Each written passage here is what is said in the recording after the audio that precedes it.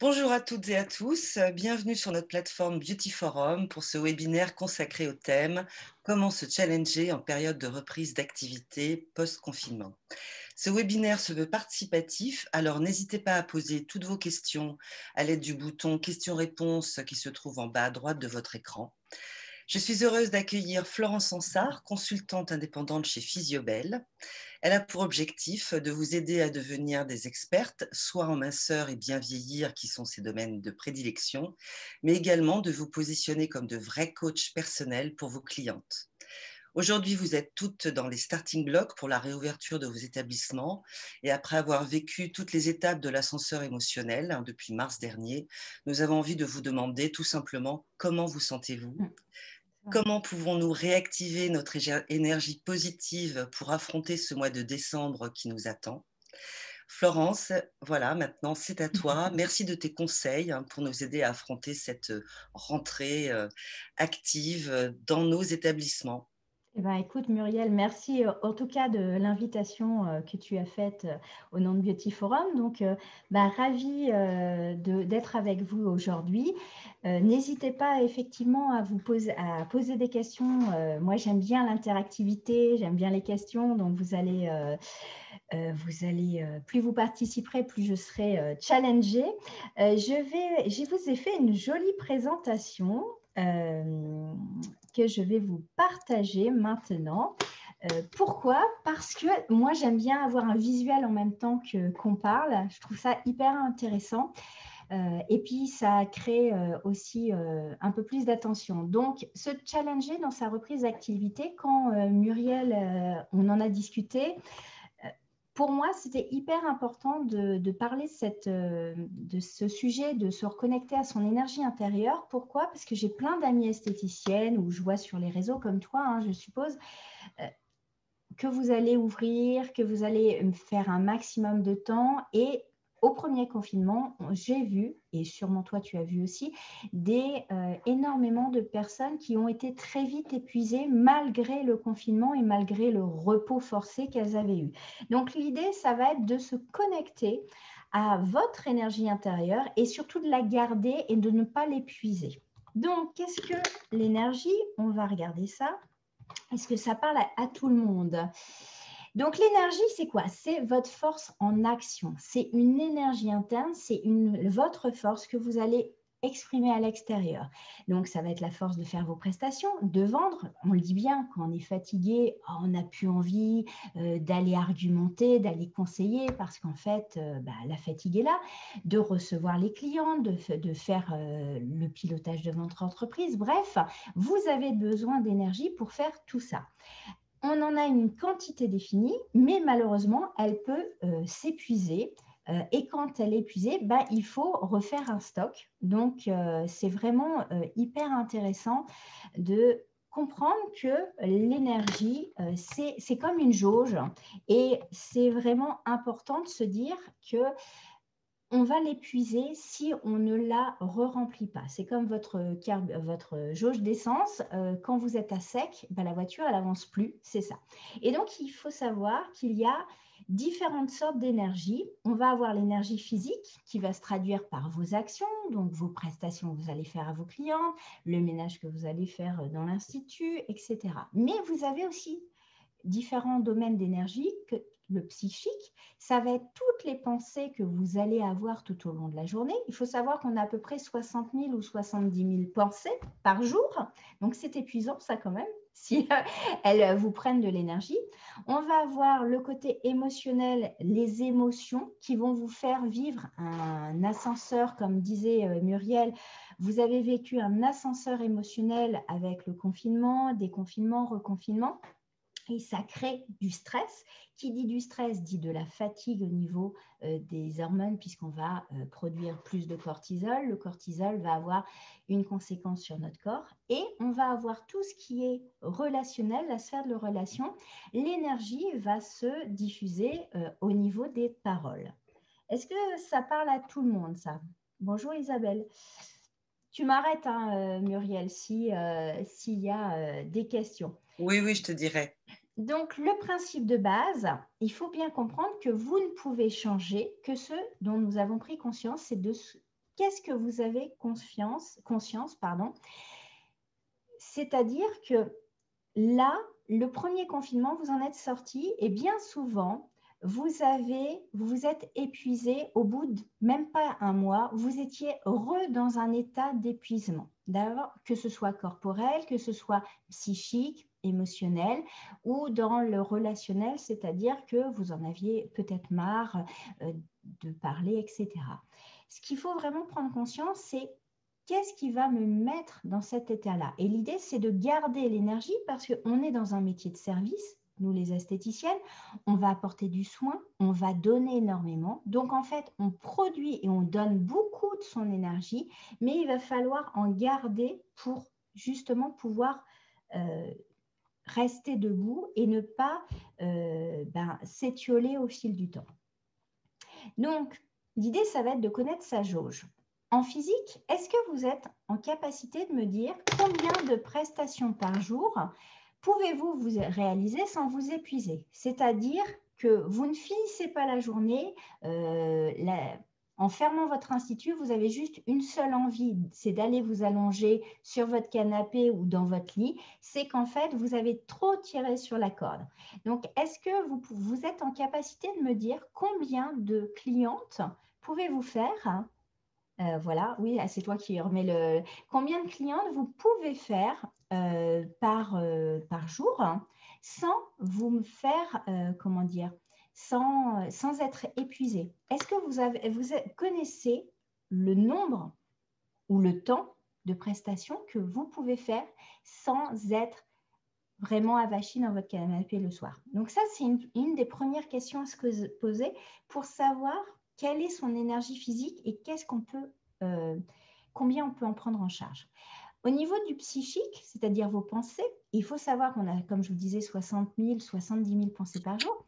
Est-ce que votre état d'esprit, est-ce que vos pensées sont tournées vers les solutions de la situation que vous vivez, ou est-ce que c'est des pensées en boucle sur les problèmes, sur la situation que vous vivez, etc. Est-ce que vous pensez problème ou est-ce que vous pensez solution?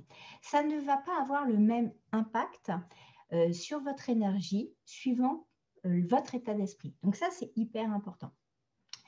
Dans les émotions, c'est quelles sont les émotions que vous vivez le plus souvent? Est-ce que vous êtes au clair avec ça?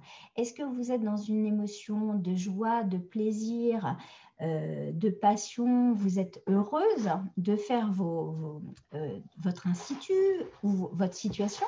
Ou est-ce que vous vivez des fois de la colère, de l'injustice, de la frustration? Et vous allez voir que nos émotions vont impacter votre état aussi énergétique. Et après, au niveau relationnel, c'est l'environnement qui va vous impacter.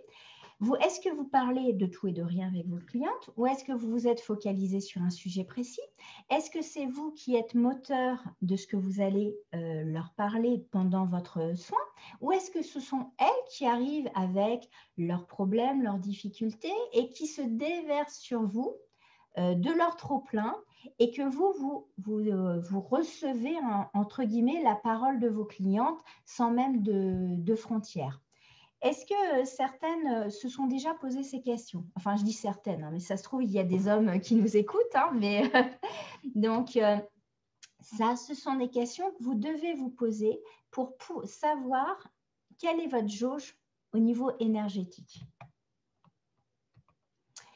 Alors, le problème de ne pas savoir et ne pas savoir répondre à ces questions, c'est que, par exemple, le danger, c'est que dès que vous allez réouvrir, on en parlait juste avant avec Muriel, c'est au niveau du physique, je vais ouvrir mon planning de 7h à 22h, je vais travailler 6 jours sur 7, je vais récupérer le chiffre d'affaires que j'ai perdu le mois dernier. Alors ça, je l'ai vu après le premier confinement, il y en a qui se sont épuisés à prendre tout le monde et elles ont fini au bout de 2 mois complètement épuisées parce qu'en fait, elles se sont imposées des horaires de dingue.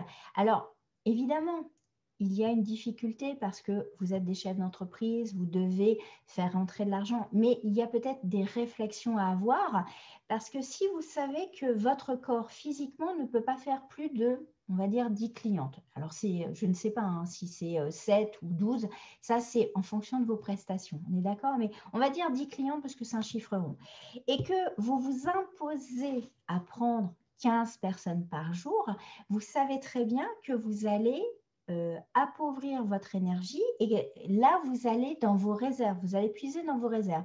Et le problème, c'est qu'en ne se mettant pas des solutions qu'on va voir tout à l'heure en place, ben, vous allez vous épuiser et ça va être pire que mieux. Donc, ce n'est pas parce que vous avez un chiffre d'affaires à rattraper, il va falloir peut-être plus réfléchir à quelles sont les prestations les plus lucratives à développer. Peut-être faire une liste d'attente et que toutes les clientes qui veulent faire juste une toute petite prestation, soit les inviter à grouper avec une autre prestation, soit les mettre en attente parce que là, vous avez besoin de faire rentrer du chiffre tout de suite pour être mieux dans vos commerces. Donc, le danger au niveau du physique, c'est d'ouvrir trop pour vous épuiser. Après, au niveau du psychique, des pensées, c'est penser à tous les problèmes qu'il y a à surmonter. C'est-à-dire, je me focalise sur les problèmes parce qu'en fait, vous allez voir que ça fait baisser votre énergie plutôt que de chercher des solutions. On va le voir tout à l'heure, le cerveau, les pensées. En fait, le cerveau est un gentil ordinateur. Si vous lui posez les bonnes questions, vous allez voir que vous allez travailler sur votre énergie et il y a des questions qu'on se pose en fait qui vont miner votre sensation, votre énergie et du coup, en fait, ça va vous empêcher d'aller de l'avant. Donc ça se conditionne. On a des exercices en neurologie pour travailler sur votre psychique et du coup, être en bonne santé psychique pour avoir la niaque, pour avoir la motivation. Le problème de ne pas avoir des bonnes pensées, entre guillemets, c'est pas bonne entre mauvais ou négatif, c'est qui vous tire vers le bas, qui vous grève votre énergie. Le problème de se poser, de se focaliser sur des pensées qui vous grèvent votre énergie, c'est que ça vous fait perdre votre motivation, votre passion de l'entreprise, votre passion de vous en sortir. Donc ça, c'est hyper important. Au niveau émotionnel, c'est être dans l'empathie de ce qu'ont vécu les clientes.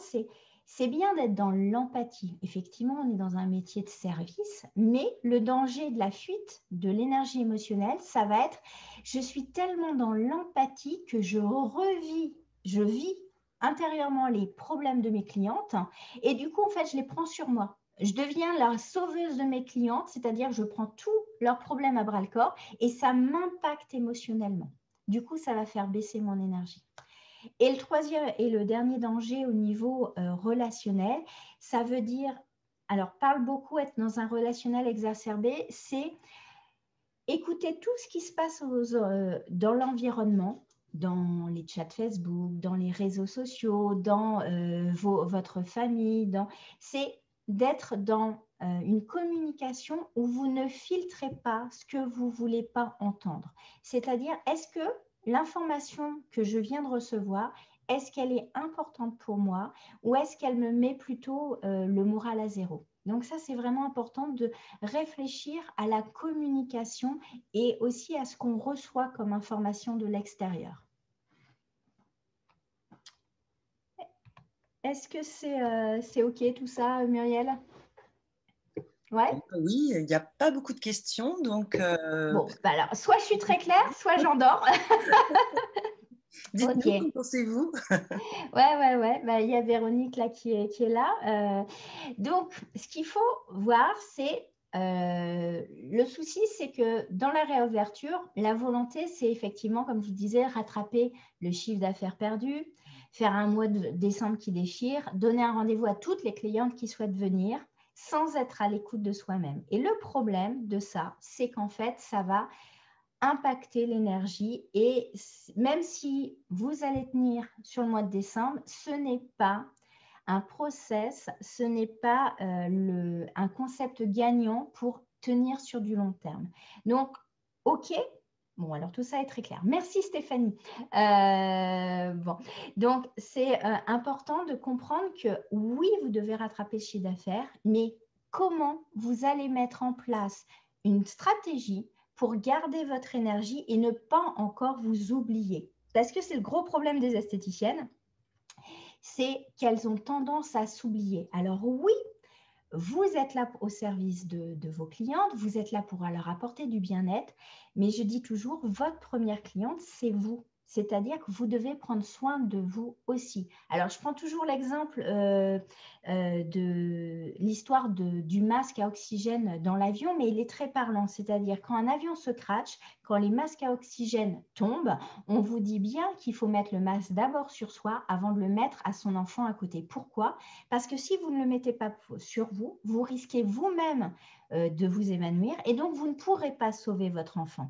Il faut vraiment avoir cette image que quand vous prenez soin de vos clientes, si vous ne prenez pas soin de vous, à un moment donné, vous n'aurez plus rien à donner. Donc ça, c'est hyper important.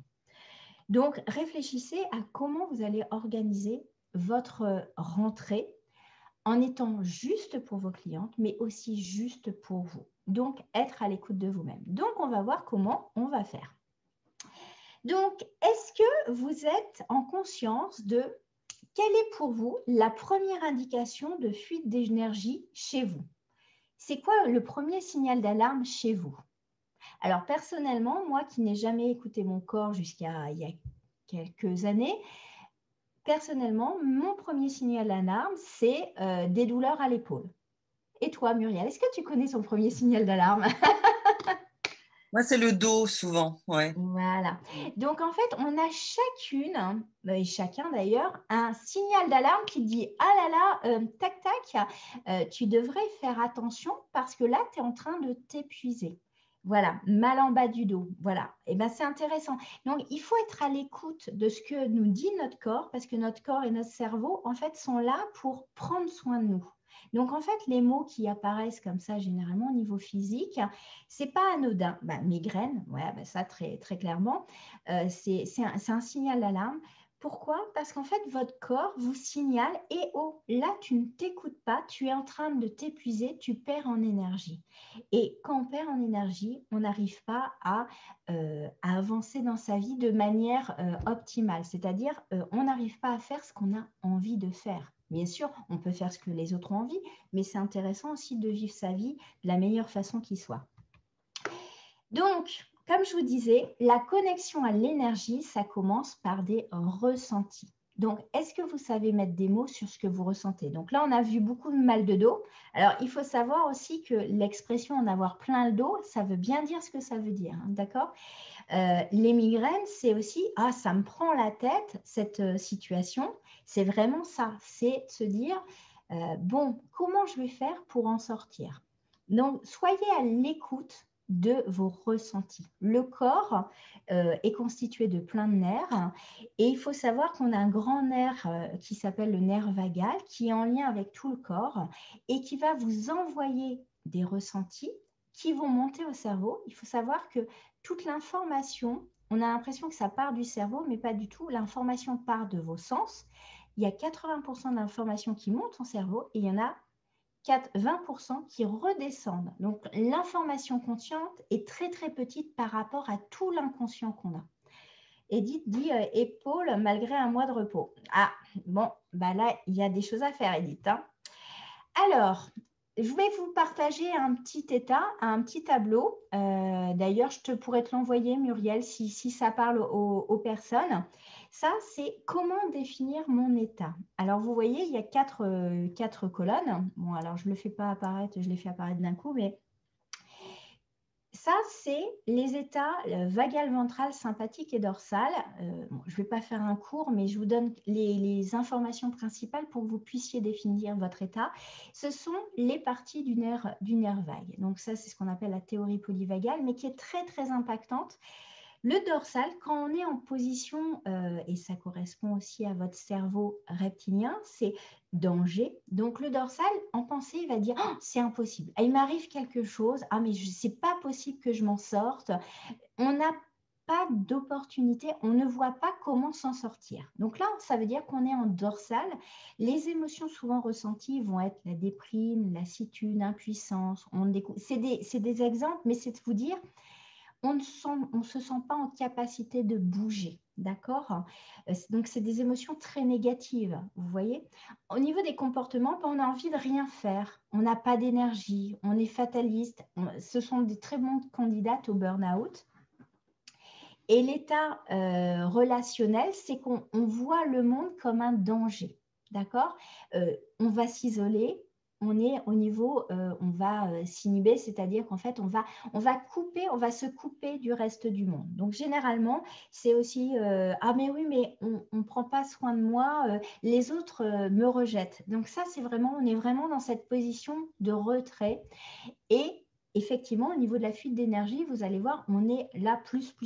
Vous voyez, les émotions sont négatives, les comportements vont faire qu'on ne va pas être dans l'action. Donc, au niveau de l'énergie, c'est compliqué. Le sympathique, en fait, c'est quand vous êtes en phase d'un danger, c'est soit je fuis, soit je réagis. C'est difficile, mais je vais m'en sortir. Mais vous voyez, c'est souvent les expressions ah, la vie est difficile. De toute façon, la vie, c'est un combat. Donc là, c'est une personne qui est dans le sympathique. Souvent, elle vit des émotions de colère, d'injustice, de peur, de frustration, mais elle est dans l'action. Alors, soit l'action de fuir, soit l'action de combattre les autres, mais on est dans l'action. Contrairement au dorsal où on va plutôt ne rien faire. Les comportements, on va être plutôt dans la méfiance, dans le jugement. On va reporter la faute sur les autres. On est une pauvre victime. J'ai longtemps été dans le sympathique très plus. Et l'état, ça va être d'être agressive ou d'être dans la fuite, comme je vous le disais. Et il y a un troisième état où là, dans ses pensées, on se dit, c'est possible. Ah, mais je vais trouver des solutions. Il y a des opportunités. Donc, on est dans l'ouverture à trouver des solutions. Au niveau des émotions, qui, par rapport à cet état, ça va être la joie, la fierté, l'amertume, l'amour, la gratitude. Donc, c'est des émotions très positives, en fait. Enfin, positives, négatives. C'est pas des jugements, c'est simplement que ça va monter notre énergie. Hein, c'est pour ça. Le comportement, on va être plutôt dans l'écoute, l'entraide, la communication, la recherche des solutions. Donc, on va être dans l'ouverture.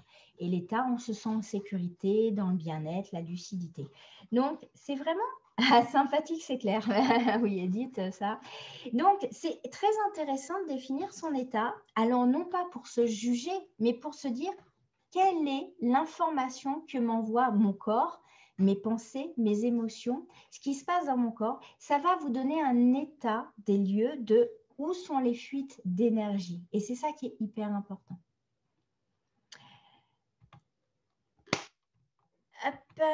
Alors, on parle d'énergie. Donc, on va avoir une échelle. On va avoir les énergies négatives, positives. Alors, ce n'est pas un jugement, c'est simplement que quand vous êtes en énergie négative, en fait, vous n'avez pas d'énergie et du coup, vous avez du mal à aller de l'avant. Et donc, du coup, vous allez vous épuiser.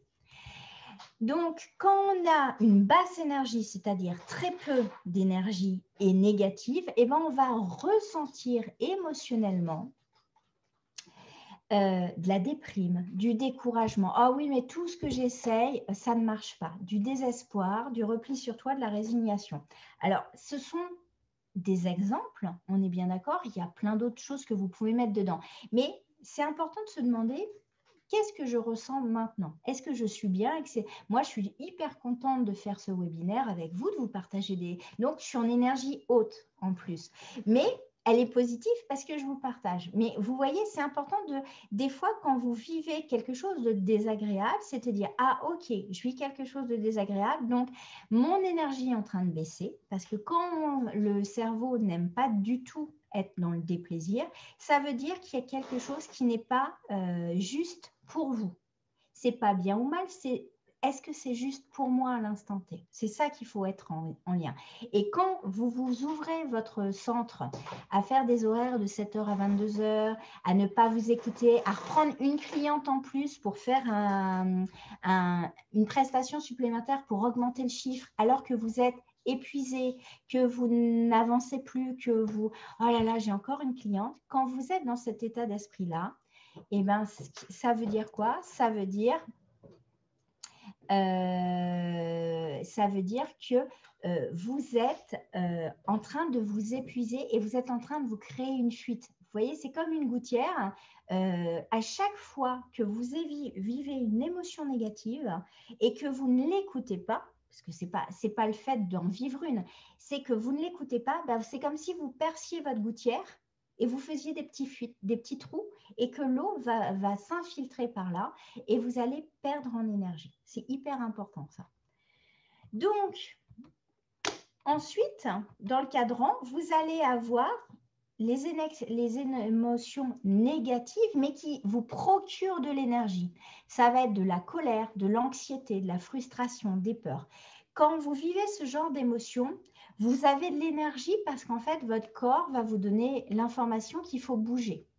La colère, c'est en fait, ça vous donne l'information que des règles à vous, vos principes ne sont pas écoutés, sont bafoués. Et donc, c'est souvent quand, une fois, j'avais lu dans un réseau social, oh là là, cette cliente, elle me contacte à 22 heures et l'esthéticienne était en colère parce qu'elle trouvait que c'était un manque de respect pour elle. Ben, la colère qu'elle ressentait, c'était parce que elle estimait que on ne la contacte pas à 22 heures, c'est un manque de respect pour elle. Donc en fait, la colère, ça veut juste dire ça. Et donc, la colère vous donne l'énergie de réagir contre l'information qui ne vous plaît pas par rapport à vos règles de vie. C'est juste ça que ça veut dire. Après, on n'est pas obligé d'éclater de rage envers l'autre. On peut le poser gentiment, mais ça vous donne juste cette émotion, cette énergie. Donc, ça vous met en énergie haute, la colère. D'accord? L'anxiété, c'est pareil. Quand on est très, très anxieux,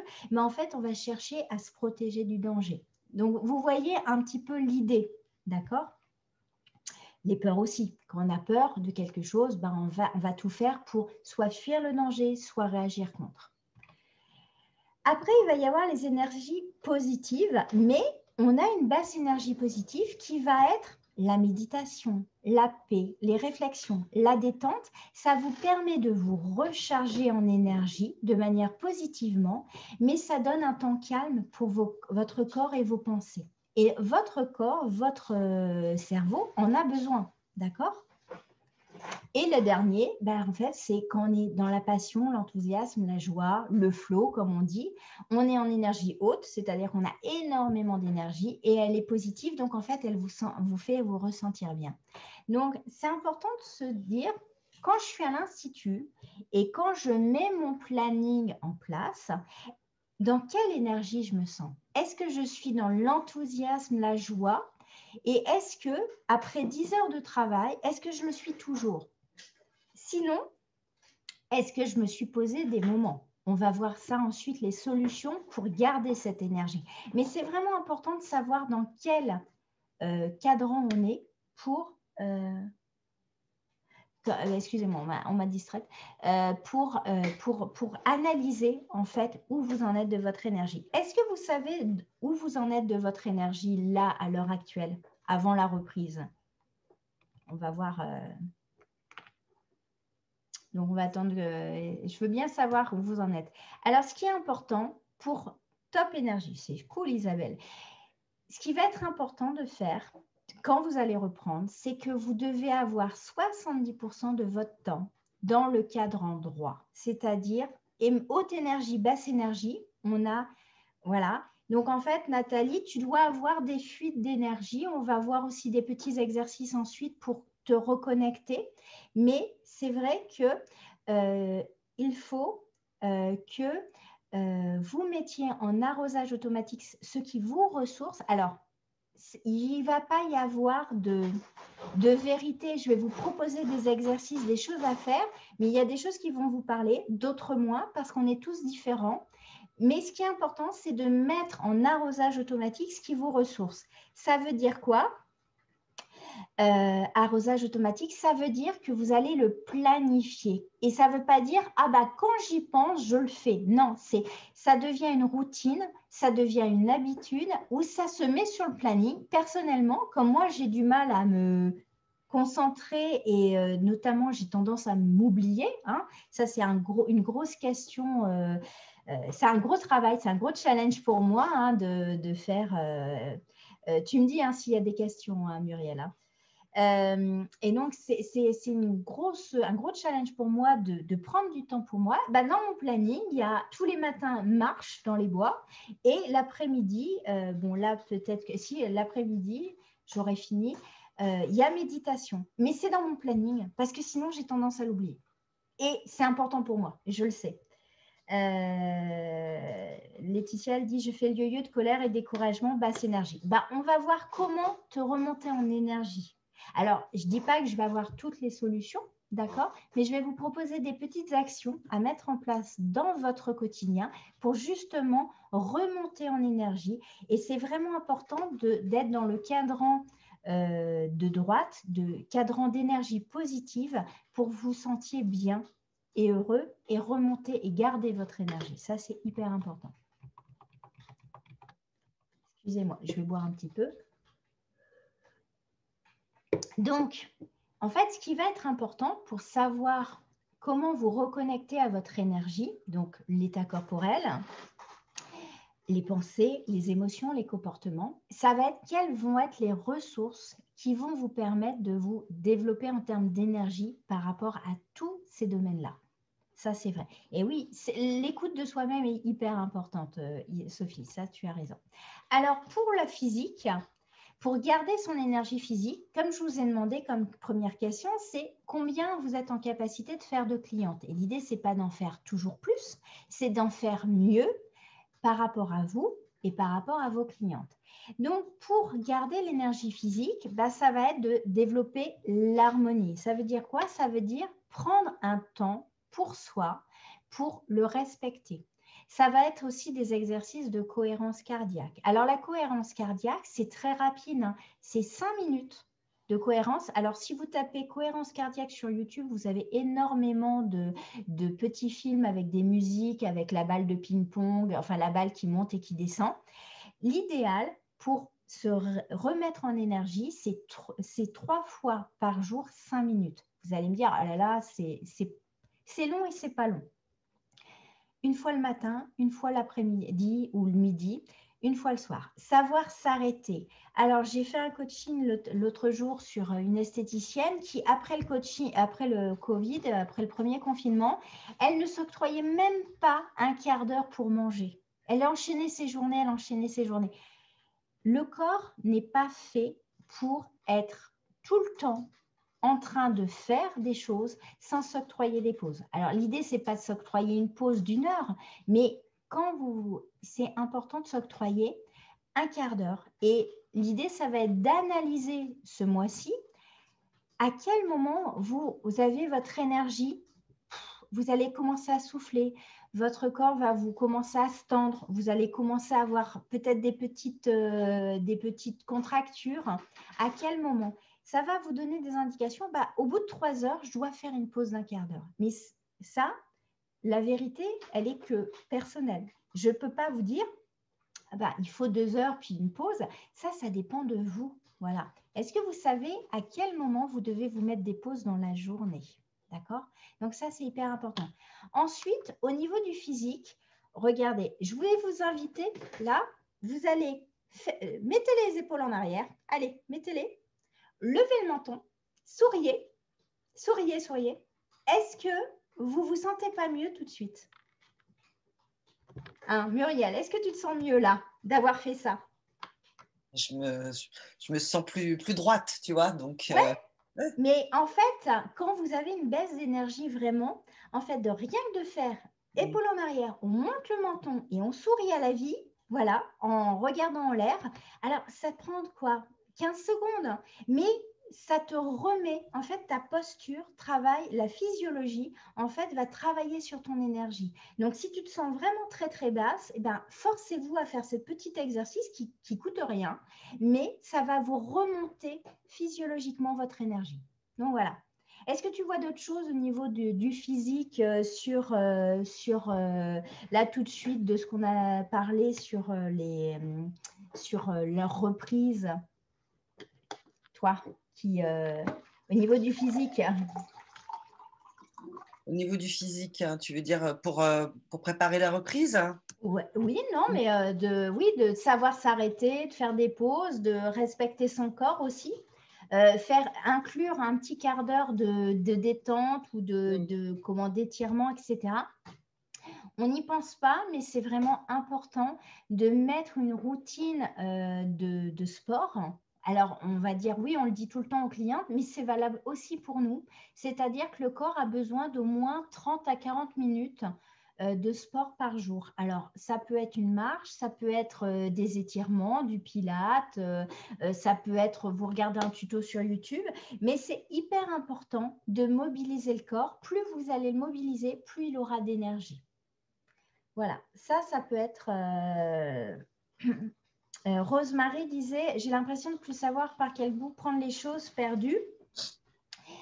Eh bien, on va le voir après. Ça, c'est dans les pensées. Alors, pour le psychique, pour reprendre de l'énergie psychique, ça va être développer un cercle de ressources. Alors, ça veut dire quoi? On va venir tout de suite, mais je vais dire les choses après. Méditation, effectivement, ça va calmer. Pleine conscience, alors méditation, pleine conscience ou pleine confiance. Et on va voir, vous avez vu là, j'ai mis des choses qui paraissent bizarres. Piloter son entreprise, planifier, avoir un carnet de projets. Alors, on va revenir sur développer un cercle de ressources. Ça veut dire quoi? Ça veut dire que quand vous pensez problème, quand vous savez, justement, la Rosemary nous disait, je ne sais plus par quel bout prendre les choses, elle est focalisée sur le problème, savoir comment commencer.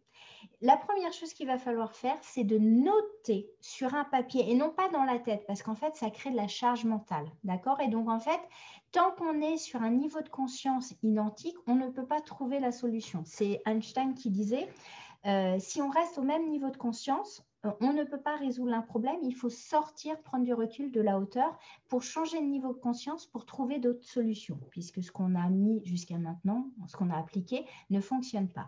Donc, je t'invite, et enfin, oui, je tutoie toujours, donc, mais bon, on est toute esthéticienne, donc voilà. Listez tout ce que vous avez à faire. Et ensuite, se dire, qu'est-ce qui est important? Qu'est-ce qui n'est pas important? Qu'est-ce qui est urgent? Qu'est-ce qui n'est pas urgent? Donc là, j'aurais pu mettre, c'est ce qu'on appelle la matrice d'Eisenhower. Je ne l'ai pas remise là, mais ça, c'est une première chose. Ensuite, dans votre cercle de ressources, vous allez lister aussi toutes les personnes à qui vous pouvez demander de l'aide. Ça va être aussi tous les musiques qui vous mettent en énergie, qui vous redonnent du baume au cœur, etc. En fait, le cercle de ressources, c'est lister toutes les choses qui vous font du bien et qui vous changent les idées. Pourquoi? Parce que quand vous avez un coup de mou, on voit toujours ce qui ne va pas. Et donc, en fait, on perd l'énergie et on n'a pas la force d'aller chercher à ce moment-là. Que si vous avez déjà votre petit cahier de ressources, eh ben, vous n'avez plus qu'à le feuilleter et chercher dedans ce qui va vous faire du bien à l'instant T. Donc ça, c'est une première chose. Ensuite, pour garder son énergie, il faut savoir où on veut aller. Quand on se sent perdu, généralement, au niveau des pensées, de ce qu'il y a à faire, etc., c'est parce qu'on n'a pas une idée claire d'où on veut aller. Donc, piloter son entreprise, ça veut dire ça, ça veut dire quels sont les objectifs que j'ai envie après le Covid. C'est-à-dire, quand je vais reprendre mon institut, de quoi j'ai vraiment envie dedans? Quelles sont les prestations que j'ai envie de faire? Quelle est la façon que j'ai envie d'accueillir la cliente? Quel est le process que j'ai envie de mettre en place dans mon institut pour que dans un an, j'ai atteint telle ou telle chose? C'est pas de regarder la première semaine qui va vous faire, c'est avoir une vision de ce que vous allez faire dans un an. Ça va vous faire décider des choses. J'ai envie, là j'ai fait un coaching juste avant, l'esthéticienne avec qui je parlais, elle me dit, je voudrais avoir plus d'équilibre dans ma vie pro et ma vie perso. Ma vie pro prend trop de pas par rapport à ma vie perso. Donc, qu'est-ce qu'on a fait? On a listé et on s'est dit, OK, donc qu'est-ce qui est important? Je voudrais avoir mon mercredi après-midi avec mes enfants. OK, c'est quoi le mercredi? En fait, c'est que 2 heures. Donc, où tu vas prendre ces 2 heures? Et donc, elle a placé dans son planning de l'Institut ce qu'elle faisait habituellement le mercredi, les 2 heures, dans un temps d'Institut. Voilà, donc elle a planifié pour se libérer. Et bien, vous savez quoi? La charge descend. Plus pour avoir de l'énergie, il faut avoir une vision claire et posée. Et ne pas se surcharger, c'est-à-dire les to-do list qui font 50 lignes et que vous ne faites jamais. Là, pendant le confinement, j'ai fait des groupes de soutien. J'ai une stagiaire qui a des choses à faire depuis 6 ans. Depuis 6 ans, toutes les semaines, elle la remet sur sa to-do list. Donc ça, pour l'énergie psychique, c'est no way, d'accord? Donc, faire un carnet de projet, visionner et poser. Alors, au début, vous allez trouver ça fastidieux, mais effectivement, quand on se prend par la main, vous allez voir que ça va faire descendre votre charge mentale et donc, du coup, vous allez regagner de l'énergie au niveau des pensées. Deuxième chose, pour les pensées, c'est de se dire le matin, qu'est-ce qu'il vaut mieux se dire? Parce que l'ordinateur, votre cerveau est un ordinateur, il adore répondre à vos questions. Si vous vous levez le matin en posant le pied par terre, oui. Si vous vous levez le matin en pensant qu'est-ce qui va m'arriver comme problème aujourd'hui, qu'est-ce que vous pensez que votre cerveau va penser? Qu'est-ce qu'il va chercher dans la journée? Eh bien, il va chercher tous les problèmes auxquels vous allez être confrontés. Alors que si vous vous dites le matin, quelles sont les opportunités que je vais avoir aujourd'hui pour réaliser mon objectif de chiffre d'affaires, puisqu'on est sur le professionnel, est-ce que vous pensez que l'état d'esprit que vous êtes en train de mettre dans votre cerveau est la même? Pas du tout. Donc, posez des bonnes questions et posez des questions au niveau positif. D'accord? Donc, quelles sont les questions que vous avez envie de poser à votre cerveau pour qu'il trouve les réponses dans la journée? C'est hyper important. Et j'accélère parce qu'il est très tard déjà.